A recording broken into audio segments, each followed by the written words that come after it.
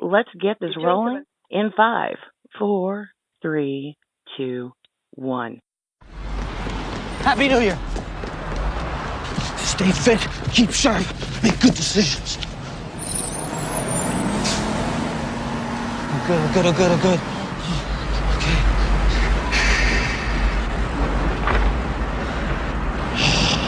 Oh, it's you. Okay, but I didn't know you had your license.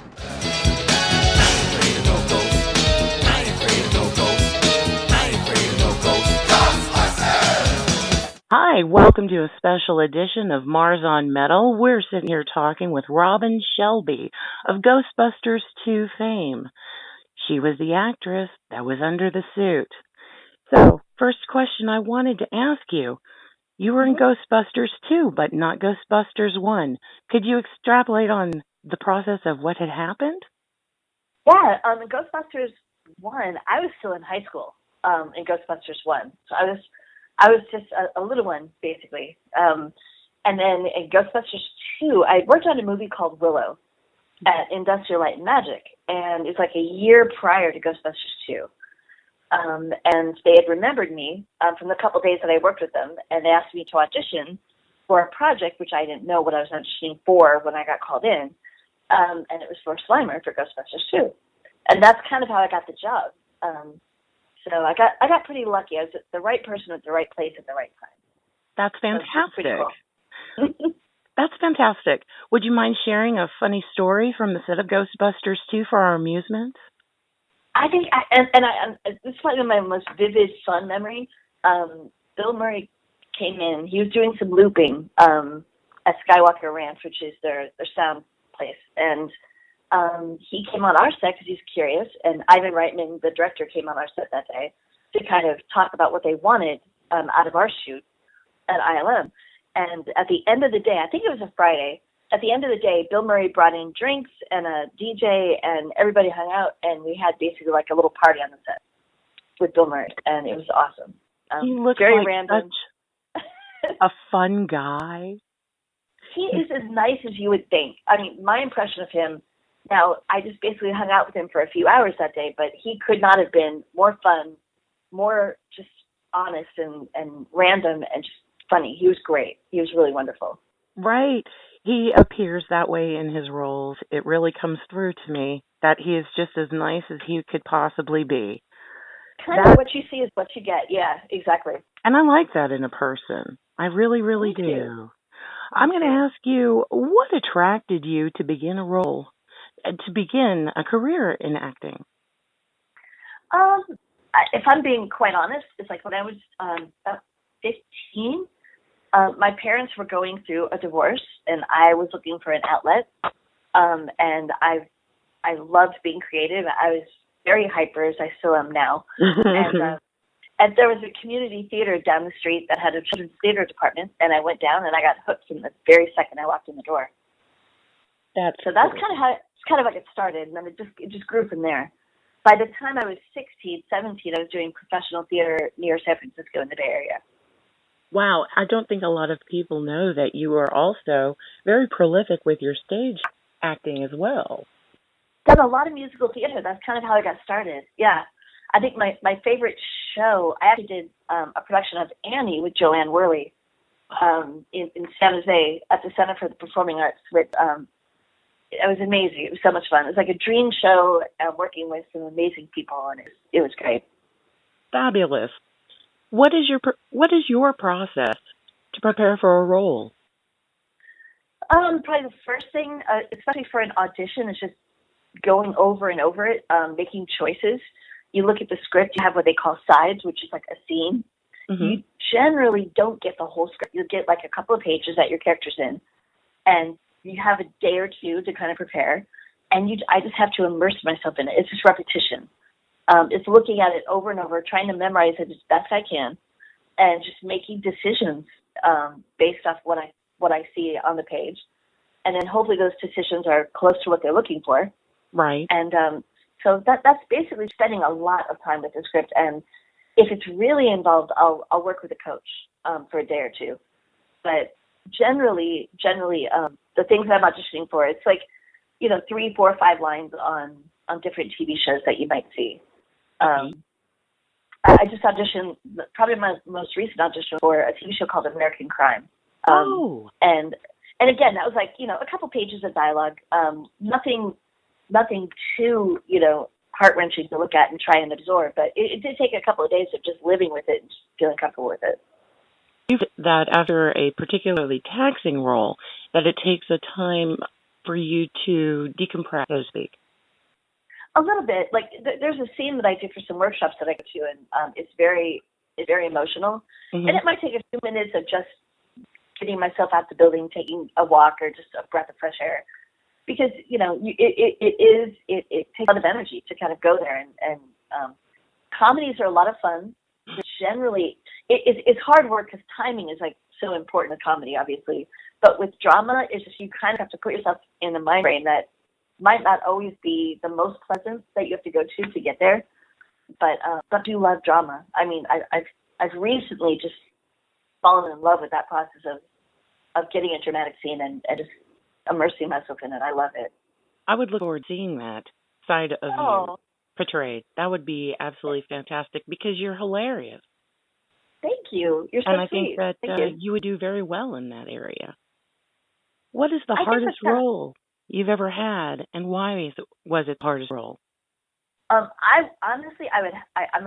have to go to Ghostbusters because it's funny because I also worked on Ghostbusters 2016, and it's completely different.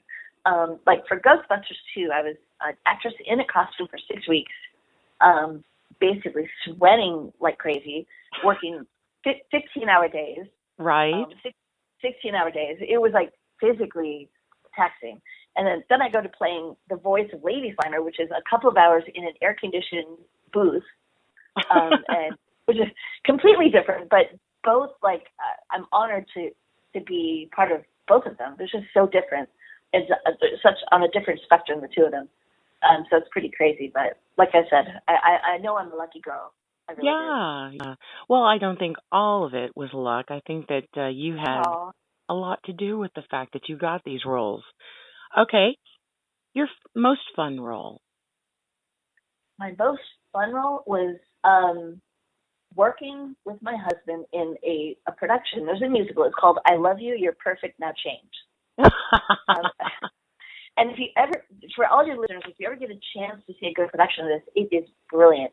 It's kind of like Saturday Night Live set to music, and it kind of goes through the whole gamut of meeting people, dating, marriage, kids, and dying.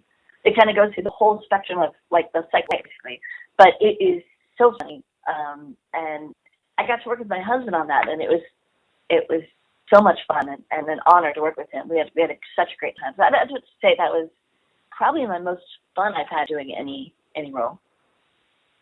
That leads me to my next question. What is your dream role?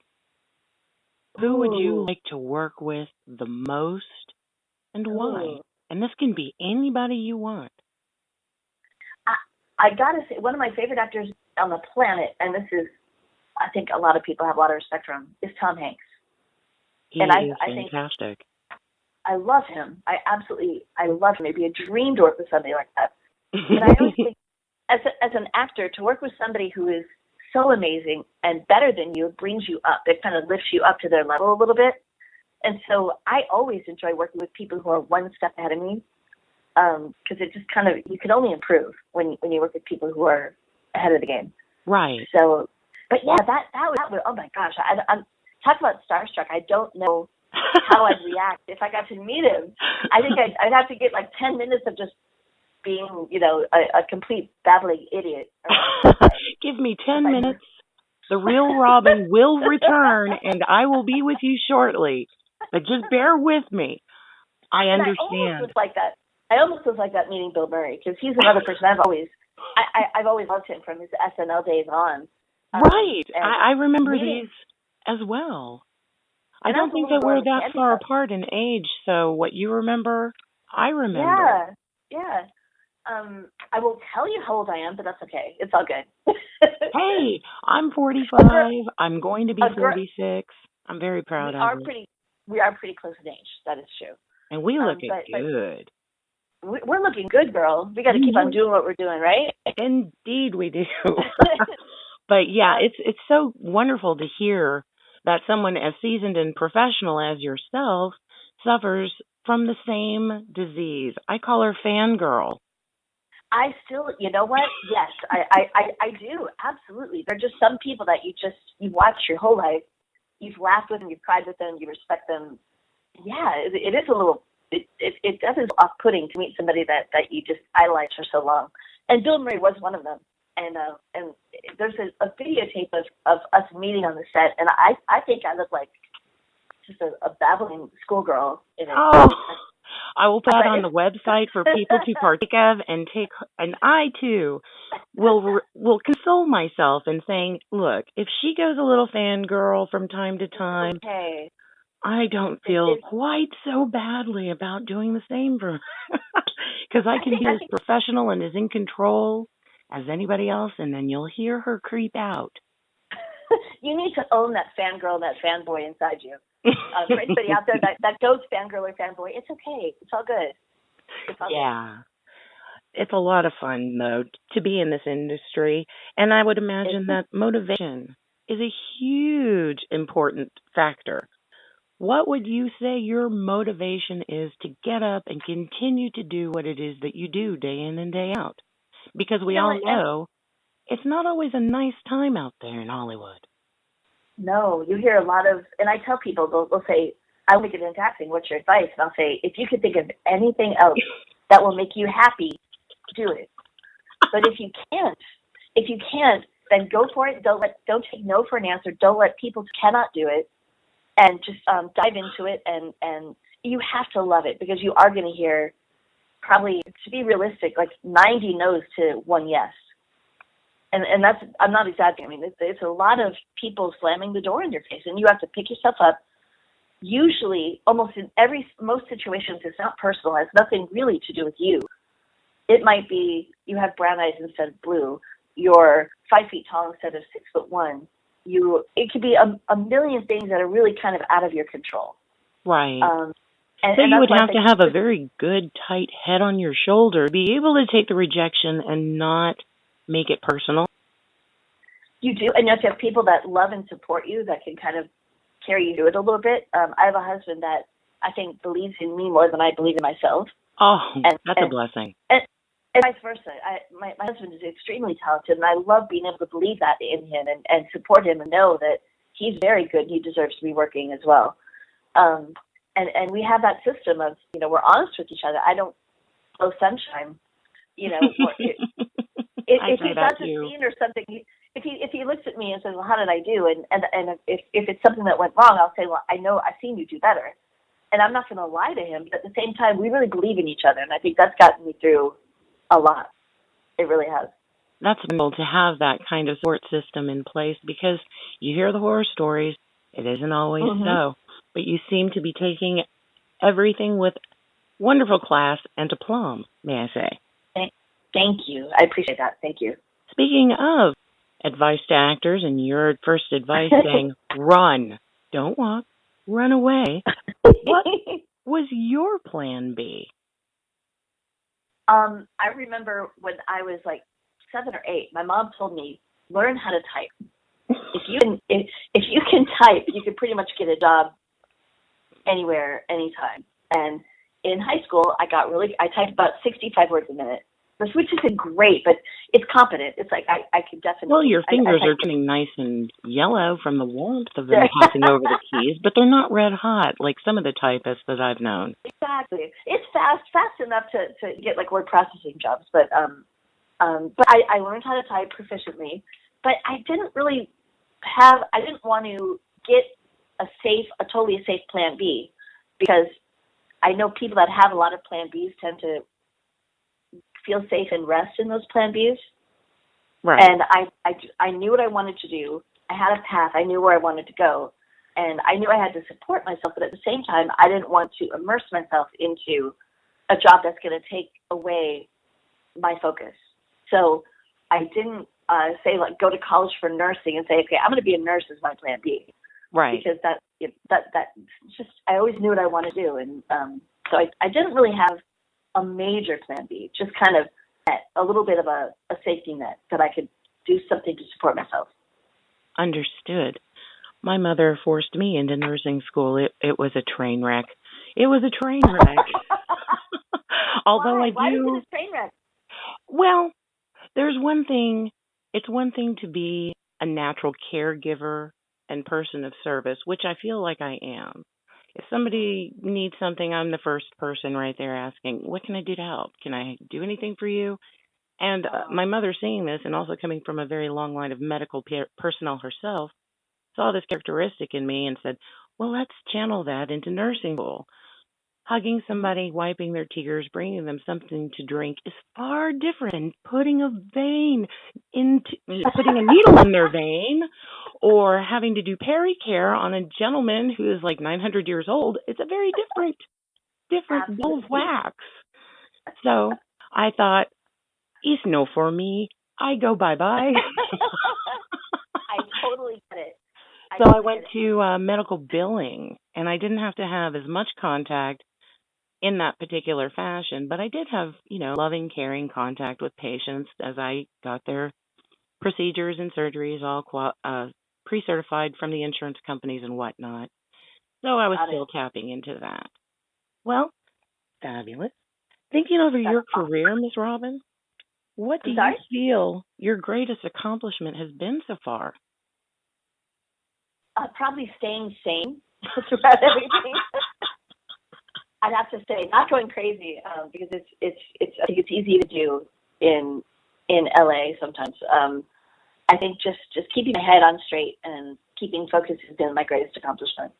And it's admirable too, because you do see people that do indulge and go off the deep end, and it's wonderful to see the people that do not. You definitely kind of have to keep your focus if you want to. Like I said, you got to keep your eyes on the prize. That's what I always say. What is your prize? What would your prize be? My prize is paying all my bills every day, doing what I love to do. Amen. Amen. It's not about the fame. It's not ever about being rich. It's just about, okay, I'm doing every day. I'm waking up and I'm doing what I love, and that to me is the most important thing. That's really great. And I hear that. A lot of people that I've interviewed and I've talked to, I've been very lucky to be able to do this, they say the same things, At the end of the day, I'm doing what I love. I'm able to meet my obligations. I am exposed to wonderful situations and whatnot. And at the end of the day, I've done what I love. And it is so important. It's like, and that's all I want is just being happy and not hurting anyone else in the process. Getting there in a way that is decent and makes me feel good about myself, and getting the job done and going where I want to go. And you present as one of the happiest little ladies on the earth. I love your little happy dance video. I watch it from time to time, especially when I'm not feeling so happy. Oh. And I wanted to ask you, what fuels all that happy? Just trying to focus on the positive. And lately, with everything in the news, it's kind of hard. I mean, I really have tried to not get sucked up in too much of what's going on. Amen. Because otherwise, you would go crazy. Amen. Amen. We all have our opinions. We have our thoughts and opinions on it. But just trying to focus on the positive. And I think trying to stay grateful. Trying to be grateful for all that I do have. That's the best advice. Refreshing. Focus on what you don't focus on what you don't have. Focus on what you do have. And it's really easy to lose that. Oh, I didn't get this audition or this audition, and this didn't happen, and this didn't happen. It'd be easy to really go down the spiral that way. But instead, look at what I have been able to do. Look at the opportunities I have received. It's a lot healthier to do that. I think you are correct. And I do think that you're going to outlast them all, because you have such a wonderful support system. You have a good head on your shoulders, and you understand that being happy is, for all intents and purposes, a choice. It's a choice, and it's the most important choice you can make for your health, for your sanity, for everything. It's like just being positive and being happy will carry you a really, really long way.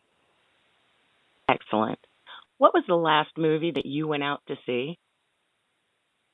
Ooh, the last movie that I went to go see, we saw Don't Breathe. I really want to see that. I was on the edge of my seat. I was on the edge of my seat. So, are you a Um, fan of the horror and suspense and thriller genre? I'm not necessarily a fan of gore. I'm Right, definitely a fan of like psychological thrillers are what got me. Like right. The Hitchcockian type of thing. Silence of the Lambs to me is a perfect example of the perfect psychological thriller. Yes, I think I it's completely agree with you. and that's like my favorite type of scary movie. Is the things that your imagination you could scare yourself a lot more than what you see on the screen in your Right. head. It begs the question, what do you find scarier? The idea that somebody's about to jump out from that dark space to hack you to Right. bits, or the actual vision of somebody hiding in that space ready to jump out and hack you to bits? Oh, the thought, of course. Yeah, absolutely. I definitely believe that. All right, speaking of hacking to bits, that leads me to Dead, and that leads me to the new project that you're working on, Evening of the Dead. That is a project that's been in the works.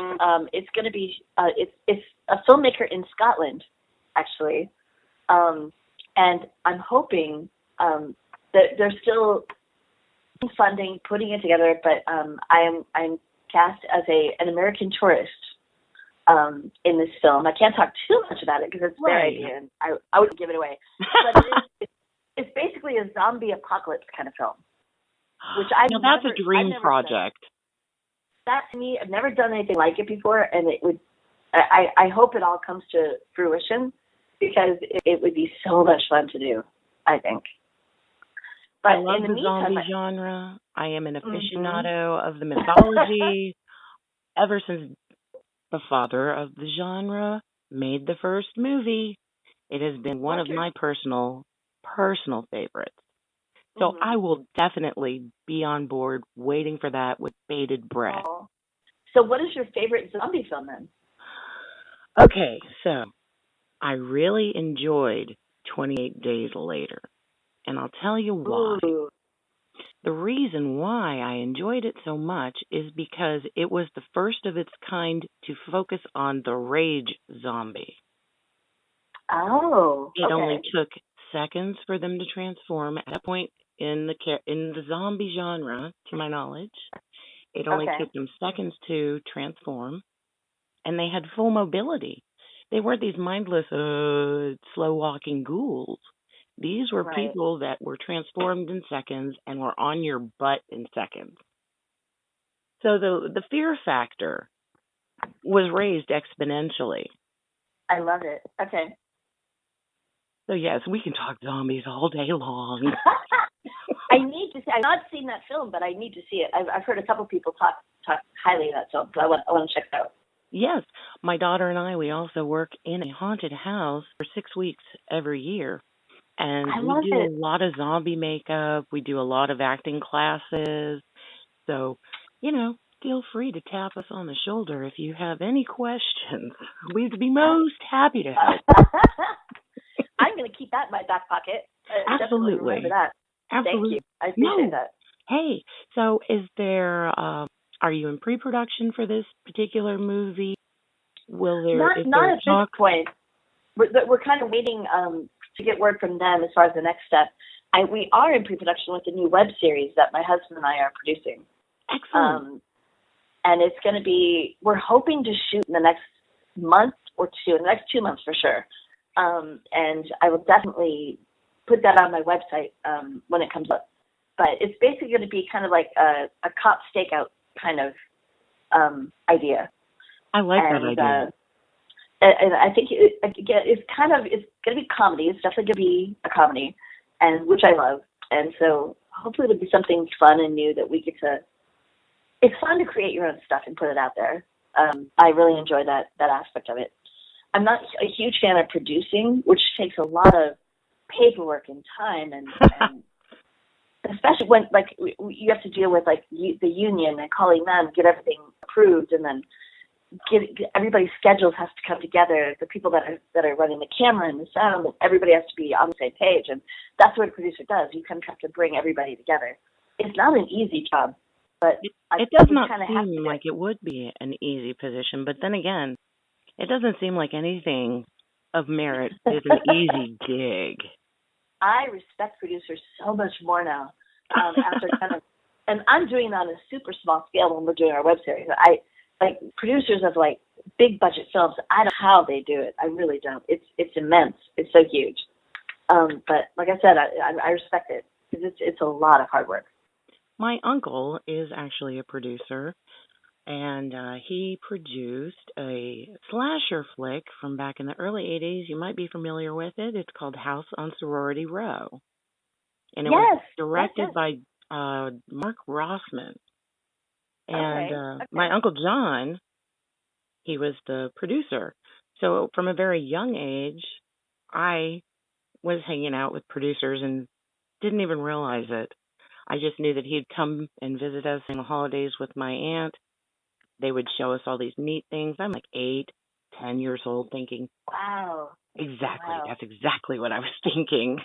That's so cool. So you've been kind of introduced into the business for a very long time. Yeah. That's awesome. So, with what I'm doing personally with the photography and the photojournalism, it's all stepping stones to what I really ultimately want to be in life, and that's the Diane Sawyer of rock and roll and movies. It's really just a very small thing. So every interview that I do, it's a learning thing. I get notes from my producer. I check Fangirl. I feel a little bit more at ease talking to people, which it's not very difficult for me to do because you and I think we're very sociable ladies. Absolutely. So very exciting. What I'm is excited the name? For you. What's that? Oh, yeah. I just passed my note that says, "Shut up. Let them finish talking." No. Sometimes I'm sitting here in my room with my mouth covered by my hands so I don't interrupt. I have to have somebody take a picture of that someday.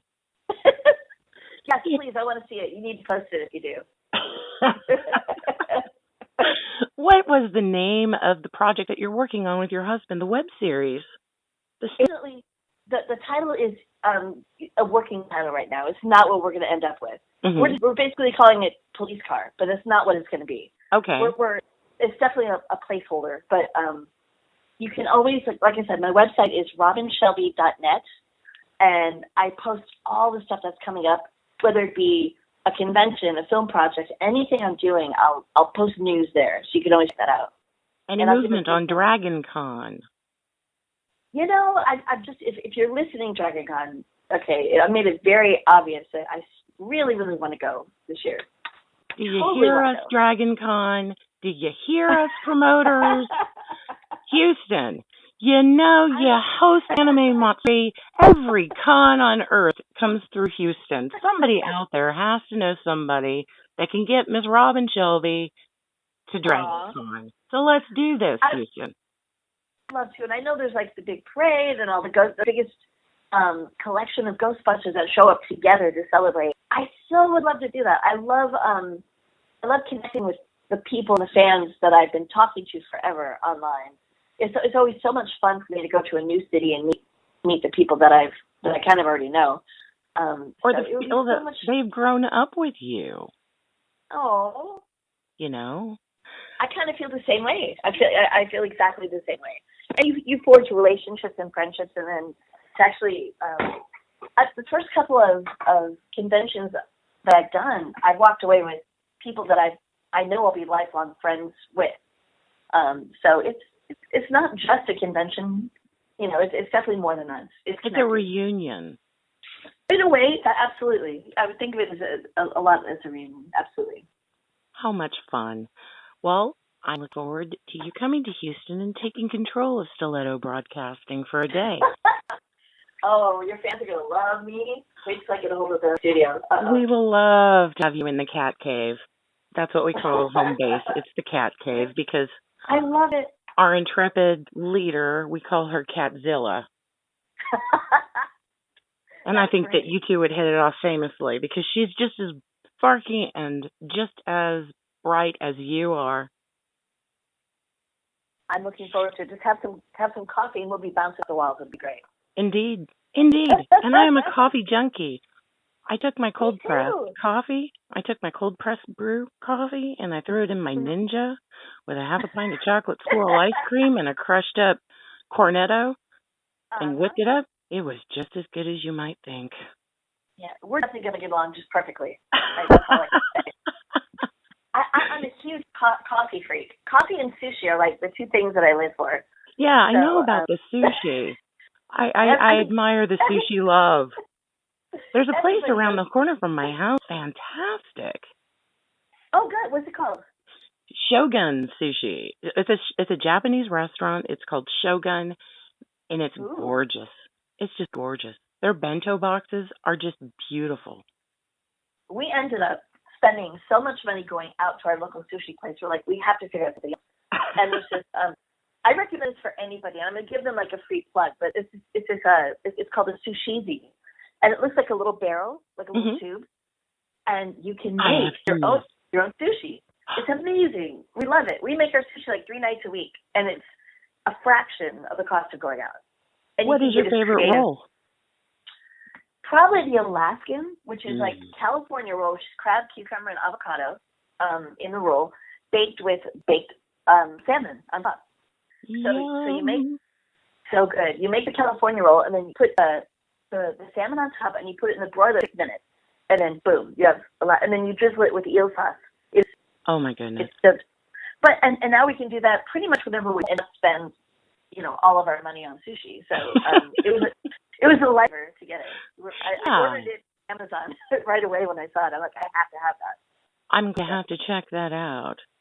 It's called Sushizi, and it's not that expensive. And if you're a sushi aficionado, it will save you money, and you can be as creative as you want to be. You can put, so many different, obviously, fillings and toppings, and you can make it your own, which is pretty cool. Do you hear that, Sushizi? Available on Amazon Prime. Robin Shelby just did 35 seconds of commercial for you, so send this lady some swag, if you please. I think that might not be such a bad idea, Sushizi, if you're listening. I think Indeed. that's a good idea. Well, Robin, you just tickle me to death, and I've had such a good time talking with you. Thank you so much, Marge. It's been great talking to you, too. Thanks for coming on my show. Thanks for having me on your show. It's a delight. It was a pleasure to talk to you for a while. Excellent. Well, thanks so much, Houston, for listening to us here on Stiletto Broadcasting. Be sure and catch the video that Catherine is inevitably going to thread together on YouTube. Bye-bye.